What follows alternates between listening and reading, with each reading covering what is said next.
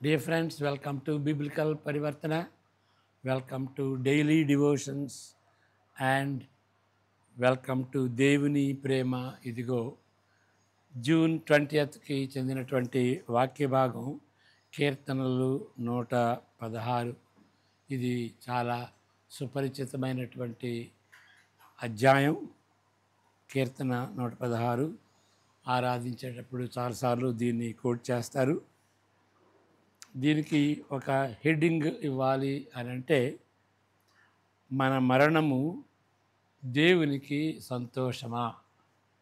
మన మరణము దేవునికి సంతోషమా? ప్రార్థన చేసుకుందాం. May the words of my mouth and the meditation of our hearts be acceptable in thy sight, our rock and redeemer. Amen. కీర్తనలు 116 కొన్ని వచనాలు చదువుకుందాం. ముఖ్యంగా 10, 11 వచనాల మీద, కాబట్టి 11 వచనాలు చదువుకుందాం. యెహోవా నా మొరను నా విన్నపములను ఆలకించి ఉన్నాడు, కాగా నేను ఆయనను ప్రేమించుచున్నాను. ఆయన నాకు చెవియొగ్గెను, కావున నా జీవితకాలం అంతయు నేను ఆయనకు మొరపెట్టుదును. మరణబంధములు నన్ను చుట్టుకొని ఉండెను, పాతాళపు వేదనలు నన్ను పట్టుకొని ఉండెను, శ్రమయు దుఃఖమును నాకు కలిగెను.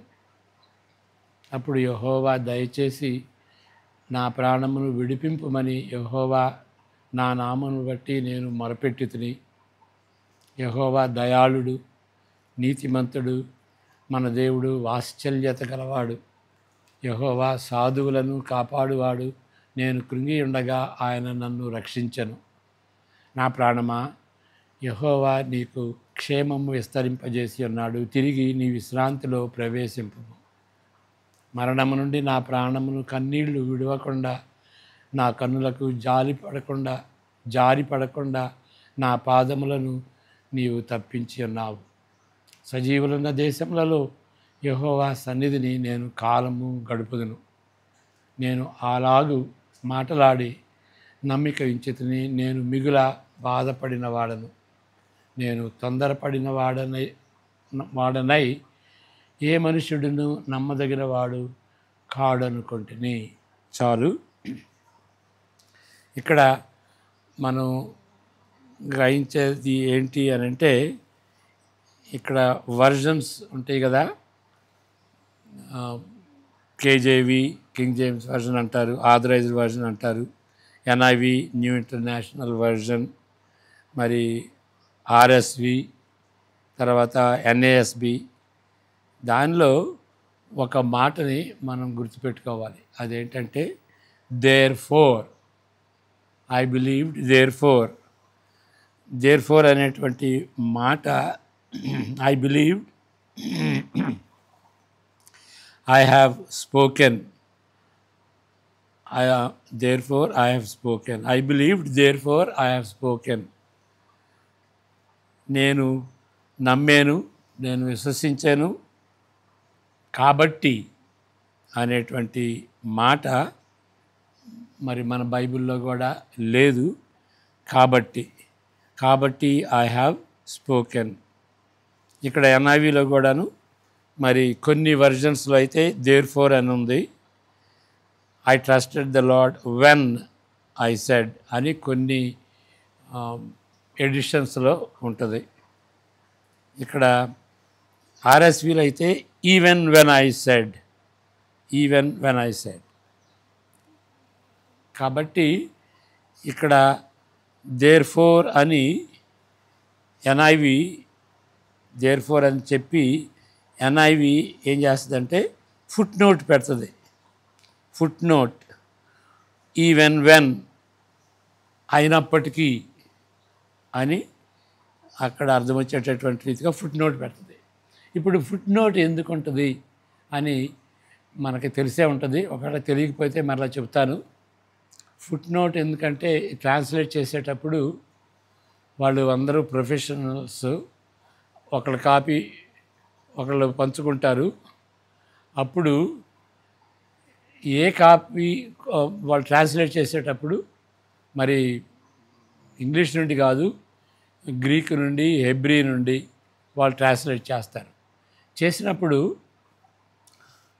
కొంతమంది ఒక మాట వాడతారు, మరికొందరు మరొక మాట వాడతారు. అంటే సందర్భాన్ని చూసి ఆ మాటలు వాడతారు. అప్పుడు ఎవరి మాటలు వాడాలి, ఎవరి మాటలు ఫైనలైజ్ చేయాలి అనే దానికి ఒక సిస్టమ్ ఏంటి అని అంటే, ఏ ట్రాన్స్లేటర్స్ అయితే ఆ మాట వాడారో వాళ్ళని చేయలేపమంటారు. వాళ్ళు 12 మంది అనుకోండి, మరి ఈ మాట ఎవరు వాడారు అని అంటే వాళ్ళు చేతులు లేపుతారు. వాళ్ళు 10 మంది అనుకోండి, అప్పుడు 12 మంది లేపిందేమో మెయిన్ టెక్స్ట్లోకి వస్తుంది, 10 మంది చెప్పింది ఫుట్ నోట్లోకి వెళ్తుంది. ఆ విధంగా ఫుట్ నోట్ని మనం అర్థం చేసుకోవాలి. అంటే వేరే విధాలుగా కూడా దీన్ని అనువదించవచ్చు, దాన్ని ట్రాన్స్లేట్ చేయొచ్చు అనేటువంటి అర్థం అన్నమాట. కాబట్టి స్కాలర్స్ ఏం చేయాలంటే అక్కడ ఆగి ఏది రైట్ అయింది అని ఆలోచించుకుంటే బాగుంటుంది. కాబట్టి ఫుట్ నోటు ఏదో మనం నిర్లక్ష్యం చేస్తాం, చేయకూడదు. ఎందుకంటే కొన్నిసార్లు దానికి అది పెద్ద ముఖ్యం కాకపోయినా కానీ కొన్నిసార్లు చాలా ప్రాముఖ్యంగా ఉంటాయి. ఇప్పుడు ఫుట్ నోటు ఉన్నటువంటిది ఈ 116లో ఇప్పుడు ఎన్ఐవి తీసుకుంటే, ఎందుకంటే కార్సన్ గారు ఎన్ఐవిని ఆధారం చేసుకుని ఆయన ఈ ధ్యానాలు పెట్టాడు కదా, మనం దాన్ని ట్రాన్స్లేట్ చేస్తున్నాం. ఇక్కడ చెప్పాల్సి వచ్చింది కాబట్టి ఆయన దాన్ని కొంచెం కాన్సన్ట్రేట్ చేసి చెబుతున్నాడు కాబట్టి దీన్ని విశదంగా వివరించాల్సి వచ్చింది. ఫుట్ నోటు ఎట్లా అనేది. ఇక్కడ ఫుట్ నోట్ ఎందుకు పెడతారు అంటే ఏదన్నా కొంచెం ఇంపార్టెన్స్ ఉంటేనే. కొంతమంది 10 మంది 12 మంది కాబట్టి మరి 10 మంది ఒకవేళ ఫుట్ నోట్లో ఉన్నా కానీ మరి 10 మంది చెప్పారు కదా, వాళ్ళు 12 మంది ఆ రూల్ ప్రకారం అయితే ఆ టెక్స్ట్లో పెట్టారు. కాబట్టి ఈ 10 మంది చెప్పింది కూడాను దాన్ని కూడా నిర్లక్ష్యం చేయకూడదు. కొన్నిసార్లు 10 మంది చెప్పిందే రైట్గా ఉంటుంది సందర్భాన్ని బట్టి. కాబట్టి కొంచెం ఫుట్ నోట్ ఉన్నప్పుడు సీరియస్గా మనం బైబిల్ని అధ్యయనం చేసేటప్పుడు ఫుట్ నోట్ని మనం నిర్లక్ష్యం చేయకూడదు అని గమనించుకోవాలి. ఇప్పుడు కొన్నిసార్లు ఫుట్ నోట్ పెట్టరు. ఓకే, ఈ 2 సందర్భాలు, ఒక చోట ఫుట్ నోట్ ఉంటుంది, ఒక చోట ఫుట్ నోటు ఉండదు. ఈయనేమంటాడు అంటే ఫుట్ నోటు ఇక్కడ పెట్టలేదు. 116 కీర్తనలో ఈ 10, 11 వచనాల్లో ఒక చోట ఫుట్ నోట్ 2 చోట్ల ఫుట్ నోట్ ఉండాలి అని చెబుతూ ఒకసారి ఫుట్ నోట్ లేదు, ఫుట్ నోట్ లేని దాన్ని బట్టి దాని యొక్క ప్రాముఖ్యమైనటువంటి అర్థం పోగొట్టుకున్నాం అని చెప్తాడు. ఓకే, ఎక్కడైతే ఫుట్ నోట్ ఉందో అది అవసరం లేదు. ఎందుకంటే ఫుట్ నోట్ ఉన్నా లేకపోయినా కానీ పెద్ద తేడాగా ఉండదు. కానీ ఫుట్ నోట్ పెట్టడం మంచిదే, కానీ ఆ డిఫరెన్స్ పెద్ద ప్రాముఖ్యమైనది కాదు అని అంటాడు. అది ఆ విషయాన్ని ఎట్లా చెబుతున్నాడో మనం గమనిద్దాం. బైబిలు అనువాదికులు కొన్నిసార్లు వారు ఎదుర్కొనే ఇబ్బందులను బట్టి వేరే వేరే విధంగా అనువదించగల వాటిని ఫుట్ నోట్ కింద పెడతారు. ఈ విధంగా అనువాదాలను సూచించకపోయినప్పుడు కొన్నిసార్లు ప్రాముఖ్యమైన అర్థాన్ని కోల్పోతాం. ఈ 2 రకాలు అంటే ఫుట్ నోట్ ఉన్నది, ఫుట్ నోట్ లేనిది, ఈ 2 రకాలైనటువంటి సందర్భం మనం 116లో కీర్తనలో మనం చూడగలుగుతాం. కానీ ఆ 2 భాగాలని మనం ధ్యానించటం అది యోగ్యకరమైనటువంటి భాగాలు. మొదటిది, నేను అలాగు మాటలాడి నమ్మిక ఇంచితిని, నేను మిగుల బాధపడిన వాడను. నేను తొందరపడిన వాడనై ఏ మనుష్యుడును నమ్మదగిన వాడనుకుంటుని. అది మనం చదువుకుంటే మనకేం అర్థమవుతుంది? ఓకే, నేను అలాగు మాటలాడి నమ్మిక ఉంచితిని. నేను మిగుల బాధపడిన వాడను, నేను తొందరపడిన వాడనై ఏ మనుష్యుడును నమ్మదగిన వాడనుకుంటుని అనేది మనకి కొంచెం గందరగోళంగా ఉంటుంది కదా. దాని అర్థం ఏంటో తెలుసుకుందాం. ఇక్కడ NIVలో నేను చెప్పినటువంటి రీతిగా నేను నమ్మితిని కాబట్టి, దేర్ఫోర్ అనేటువంటి మాట అక్కడ వాడబడింది. నేను అలాగు మాటలాడితిని. ఓకే, నేను నమ్మితిని కాబట్టి ఆ విధంగా నేను మాట్లాడాను. RSVలో ఎట్లా ఉంటుంది అని అంటే, నేను విశ్వాసం ఉంచి తిని, నేను అలాగే చెప్పినప్పుడు కూడా, అలాగు చెప్పిన దేర్ఫోర్ అని కాకుండా, కాబట్టి అని కాకుండా, అలాగు చెప్పినప్పుడు కూడా అని ఉంటుంది. అలాగు చెప్పినప్పుడు కూడా. దీనిని ఈ RSVని ఆధునిక అనువాదాలు, ఇప్పుడు ట్రాన్స్లేషన్స్ అనొచ్చు, ఎప్పుడన్నా కానీ ట్రాన్స్లేషన్స్ అనొచ్చు, ఒక అనువాదాలు అనొచ్చు, తాత్పర్యం కూడా అనొచ్చు. ఎందుకంటే ప్రతి ట్రాన్స్లేటర్ కూడాను తప్పనిసరిగా తాత్పర్యం, ఒక అర్థాన్ని తీసుకుంటాడు, దాని అర్థం ఏంటి అని డిసైడ్ చేస్తాడన్నమాట. కాబట్టి దాన్ని అనువాదం, వర్జన్స్ అంటారు. ఈ RSVని మోడర్న్ స్కాలర్స్, మోడర్న్ వర్జన్స్ ఎక్కువ భాగం అనుసరిస్తుంది. మరి అపోస్తలుడైన పౌలు హెబ్రీ భాష నుండి గ్రీక్ భాషలోనికి అనువదించబడిన సెప్టోజెంట్ అంటారు కదా, దాన్ని అనుసరిస్తున్నాడు. ఈ అనువాదము కీర్తన 116, 10, 11లోని అర్థమును కాపాడుతున్నది. దీన్ని మనం చదువుకుందాం. 2 కొరింథీ 4:13లో ఇది ఎత్తి వ్రాయబడింది. కృప ఎక్కువ మంది ద్వారా ప్రబలి దేవుని మహిమ నిమిత్తము కృతజ్ఞతాస్తుతులు విస్తరింపజేయులాగున సమస్తమైనవి మీ కొరకై ఉన్నవి. తర్వాత వచనం కూడా, కాగా, ఇంగ్లీష్లో అయితే వచనం, దాన్ని కరెక్ట్ చేసుకుందాం. 14, కాగా విశ్వసించితిని గనుక మాటలాడితిని. చూడండి, విశ్వసించితిని కనుక మాటలాడితిని అని వ్రాయబడిన ప్రకారము అట్టి విశ్వాసంతో కూడిన ఆత్మగలవారమై. దీని అర్థం మనం తెలుసుకుందాం. ఓకే, ఆశ్చర్యకరంగా ఈ రెండింటి మధ్యనున్న భేదం అంతగా ప్రాముఖ్యమైనది కాదు. ఈ రెండింటి మధ్యనున్న భేదం అంటే NIV, RSV, ఆ రెండింటి ఉన్నటువంటి భేదం అంతగా ప్రాముఖ్యమైనది కాదు. అంటే కాబట్టి అన్నా, అలాగు చెప్పినప్పుడు కూడా అనేది కూడాను దాని అర్థం దగ్గరగా ఉంటుంది. కాబట్టి అంత డిఫరెన్స్ పెద్ద ప్రాముఖ్యమైనది కాదు. బహుశా NIV తర్జుమా కొంచెము మెరుగైనదని చెప్పవచ్చును. కీర్తన రచయిత, దీని అర్థం గమనించండి, కీర్తన రచయిత మిగుల బాధపడుటకు వెనుకనున్న కారణం ఆయన నమ్మిక. ఆయన నమ్మాడు కాబట్టి, ఓకే, ఆయన బాధపడుతున్నప్పుడు ఆయన నమ్మాడు కాబట్టి, నేను నమ్మితిని అందువలన మాట్లాడితిని అనగా, దేవునితో నున్న తన సంబంధాన్ని బట్టి ఆయన విశ్వసించనని ఊహించగలం.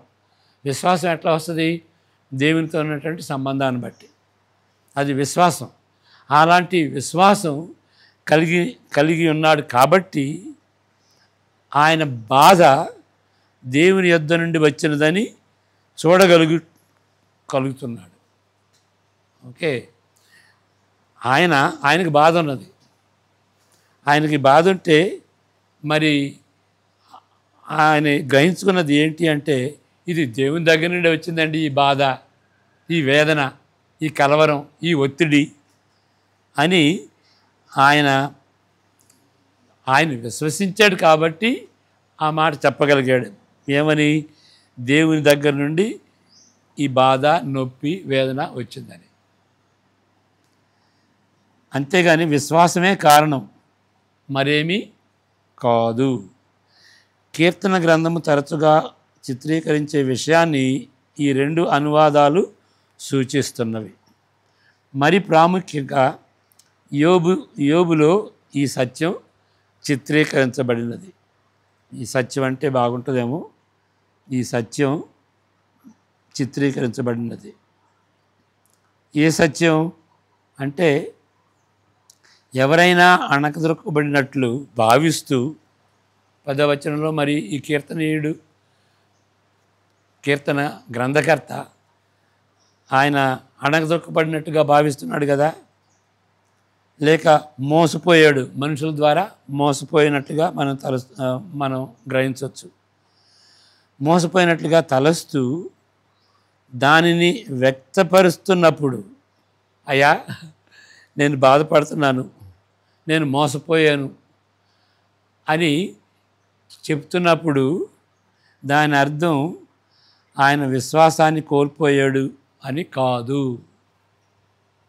ఓకే, బాబు ఈయన ఇట్లా మాట్లాడుతున్నాడు దేవుని ముందు, ఇక దేవుని అట్లా విశ్వాసం కోల్పోయాడు, ఇక విశ్వాసం లేదు, అందువలన ఇట్లా చెబుతున్నాడు అని తలంచకూడదు.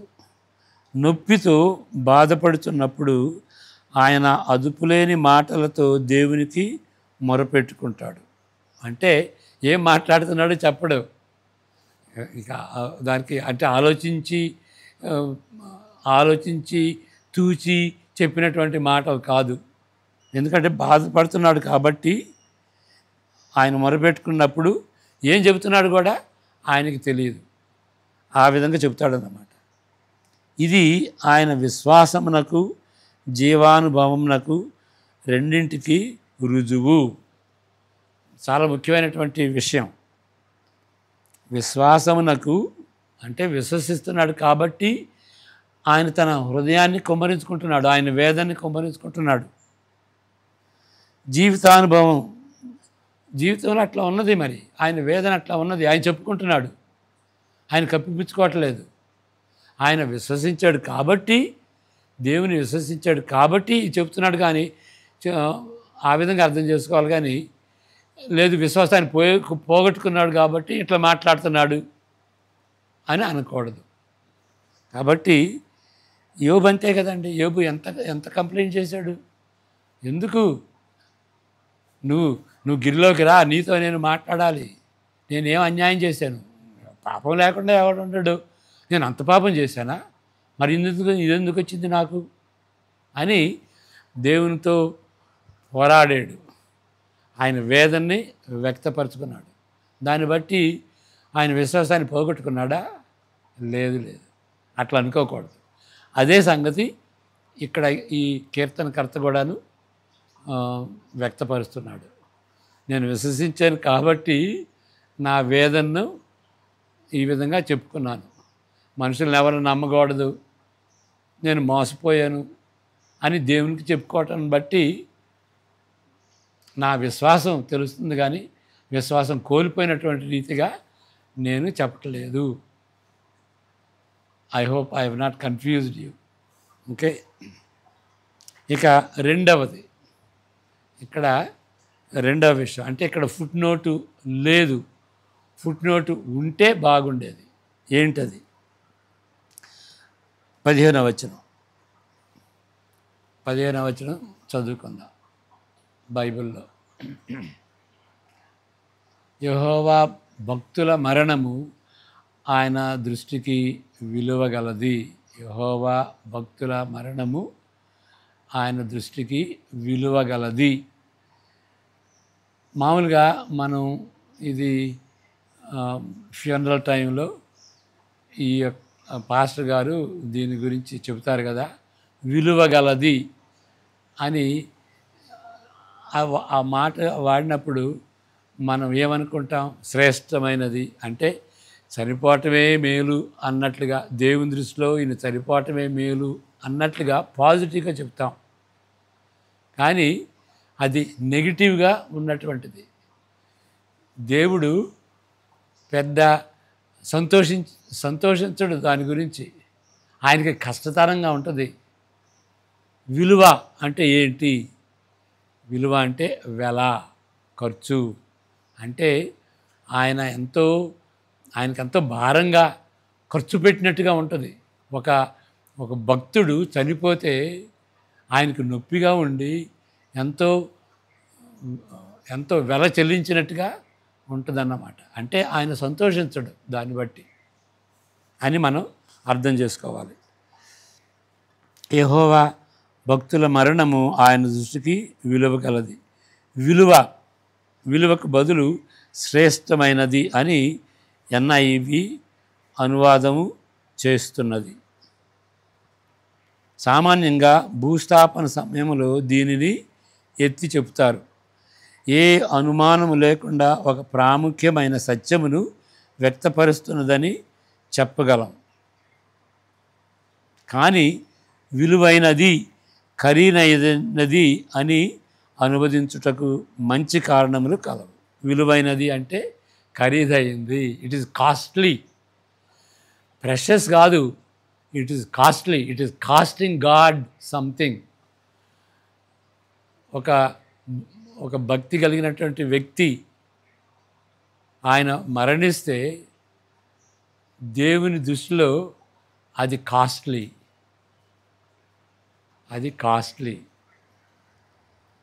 ఖరీదైంది అని అనువదించుటకు మంచి కారణములు కలవు. యెరూషలేము బైబిల్ కూడా ఈ విధంగానే చెబుతుంది. భయభక్తులు గలవారి మరణమును బట్టి యెహోవాకు చాలా కాస్ట్లీ, ఇంగ్లీష్లో కాస్ట్లీ అయింది. It cost God something. అంటే అది నొప్పితో చెప్పింది అన్నమాట. అంతేగాని ప్రశస్తమైంది అని ఆనందించడం. అది చావుకు దగ్గరగా ఉన్నప్పుడు కీర్తన రచయిత బడిన అనుభవమును బట్టి ఈ అనువాదము సరి అయినదని తలంచవచ్చును. ఆయనే చెప్తున్నాడు కదా, నన్ను చావు నుండి నన్ను రక్షించాడయ్యా. 3:8 వచనాలు మళ్ళీ చదువుకుందాం. మరణ బంధకములు నన్ను చుట్టుకొని ఉండెను, పాతాళపు వేదనలు నన్ను పట్టుకొని ఉండెను, శ్రమయు దుఃఖమును నాకు కలిగెను. మరణము నుండి నా ప్రాణమును కన్నీళ్లు విడవకుండా నా కన్నులను జారిపడకుండా నా పాదములను నీవు తప్పించి ఉన్నావు. అంటే ఈ అనుభవానికి మనం ఇచ్చినటువంటి అనువాదానికి సరిపోద్ది అన్నమాట. It is costly. ఎందుకంటే దేవుడు దాని నుండి తప్పించాడు. ఎందుకంటే మరణం కాస్ట్లీ కాబట్టి. యేసు ప్రభు కూడా దీన్ని గుర్తించాడు. మానవుని మరణము ఎంతో ఖర్చుతో కూడుకున్నదో ఆయన వ్యక్తపరుస్తున్నాడు. చదువుకుందాం. మత్తయి సువార్త 10:29, 30, 31. మత్తయి సువార్త. అక్కడ యేసు ప్రభు జీవితంలో దానికి ఆయన చెప్పినటువంటి మాటలు. 2 పిచ్చుకలు కాసుకు అమ్మబడును కదా, అయినను మీ తండ్రి సెలవు లేక వాటిలో ఒకటైనను నేలను పడదు. మీ తల వెంట్రుకలన్నీ లెక్కింపబడి ఉన్నవి. నెక్స్ట్ వచనం 31:10-31. కనుక మీరు భయపడకుడి, మీరు అనేకమైన పిచ్చుకల కంటే శ్రేష్ఠులు. ఇంకొక ఉదాహరణ ఏంటి అంటే, మరి గ్యాజరీన్లో దయ్యాలు పట్టినటువంటి వాడు అనేక దయ్యాలు, నీ పేరేంటంటే లీజియన్ అంటాడు. అంటే మెనీ, అనేకం, అనేక దయ్యాలు. ఒక పేరేంటి, ఏం పేరు చెప్పమంటావు అన్నట్లుగా. మరి అప్పుడు యేసు ప్రభువు ఆ దయాల్ని ఆ వ్యక్తి నుండి వెళ్ళగొట్టాడు. అతను సమాధుల్లో ఉండి ఆయన ఎవరు బంధించలేకపోతే దిగంబరిగా ఉన్నటువంటి పరిస్థితి, పిచ్చోడైపోయాడు. ఇక మనం అనుకోవచ్చు ఆయనకి ఏ విలువ లేదు, పిచ్చోడు ఎక్కడ సమాధుల్లో ఉన్నాడు బట్టలు లేకుండా. కానీ యేసుప్రభు ఆయన దగ్గరికి వెళ్ళి ఆయన స్వస్థపరిచి, ఎట్లా స్వస్థపరిచాడు, అక్కడ పందులుంటే ఆ పందుల్లోకి ఆ ఆ దయ్యపు శక్తులు వెళ్ళటానికి ఆయన అనుమతించాడు. ఆ పందులు ఉన్నాయి కదా అక్కడికి వెళ్ళొచ్చు అంటే గెట్ అవుట్ అని అన్నాడు. ఎన్ని పందులు? 2000. ఒక్కొక్క పంది 20,000 చేసుకుంటే 20,000 చూడండి. ఒక్క మనిషిని యేసు ప్రభు రక్షించటానికి అంత నష్టపడటానికి కూడా ఆయన ఆయన వెనుకాడలేదు. ఓకే, కాబట్టి మనిషికి యేసు ప్రభు అంత విలువిచ్చాడు. ఓకే, మరలా ఇది సత్యమైన ఎడల, సత్యమే అంటే ఇప్పుడు దాకా చెప్పాడు కదా ఎంత విలువైంది మరణం, ఎంత విలువైంది, ఎంత శ్రేష్టమైంది కాదు, ఎంత కాస్ట్లీ అని. దేవుడు మరణంతో సహా ప్రతి దానిపై అధికారం కలిగి వారిని ఏలుచున్న సార్వభౌముడు అయినప్పటికీ, ఓకే, మరణాన్ని నుండి తప్పించవచ్చు కదా, అలాంటి సార్వభౌముడు అయినప్పటికీ ఏ హృదయ చలనము లేకుండా మానవులు తగిన శాస్తి జరిగినదే అని జరిగించే నిరంకుశ పరిపాలన కాదు. ఏదో ఫీలింగ్స్ లేకుండా ఒక వ్యక్తి చనిపోతే ఓకే ఆయన తగిన శాస్తి, ఆయన పాపి, ఆయనకు తగిన శాస్తి జరిగింది అని ఆయన నిరంకుశంగా పరిపాలించేటువంటి అలాంటి సార్వభౌమత్వం కాదు ఆయనది. మరణానుభవంలోని అసాధారణ అసహ్యత మనకంటే ఆయనకు బాహాటంగా తెలుసు. ఎంత ఇది అసాధారణమైనటువంటి సంఘటన, అసహ్యమైంది. ఇట్ ఇస్ నాట్, మరణం మంచిది కాదు అని దేవునికి బాహాటంగా తెలుసు. యెహోవా భక్తుల మరణము చాలా విలువైనది, చాలా కాస్ట్లీ, ఖర్చుతో కూడినదని ఆయన తలస్తున్నట్లు గ్రహించుట ఎంతో ఆదరణ. దేవుని దృష్టిలో మనం బాధపడతా ఉంటే, మరణ పడక మీద ఉన్నప్పుడు, చావు పడక మీద ఉన్నప్పుడు ఆయన సంతోషిస్తున్నాడు అని అనుకోకూడదు. ఆయన మన మరణం ఆయనకి ఎంతో ఖర్చుతో కూడింది, విలువైంది అని తెలుసుకోవటం మనకి ఆదరణ కదా. ఇంకా దీనికంటే మరొక ఆదరణ, అద్భుతమైనటువంటి ఆదరణ, మరింత అయినటువంటి ఆదరణ, మరింత అద్భుతమైనటువంటిది ఒకటి ఉన్నది. ఏంటి అది? పునరుద్ధానము ద్వారా మరణమును ఓడించుటకు, మరణపు ముళ్ళును విరుచుటకు ఎంతో వెలను దేవుడు చెల్లిస్తున్నట్టుగా, ఆయన సిద్ధపడినట్టుగా మనం గ్రహించాలి. దేవుడు సిద్ధపడ్డాడు. ఏంటి? ఆ మరణాన్ని ఓడించటానికి తన కుమారుణ్ణి పంపించాడు కదా. ఆ మరణపు ముళ్ళును, మరణపు ముళ్ళును విరచాడు యేసు ప్రభు. మరి అంత వెల చెల్లించటానికి తండ్రి అయినటువంటి దేవుడు తన కుమారుణ్ణి పంపించాడు. ఎందుకు? మరణాన్ని ఓడించి మనకు పునరుద్ధానాన్ని ఇవ్వటం కోసమని. అలాంటిది మనల్ని ఆదరించేటువంటి ప్రేమ.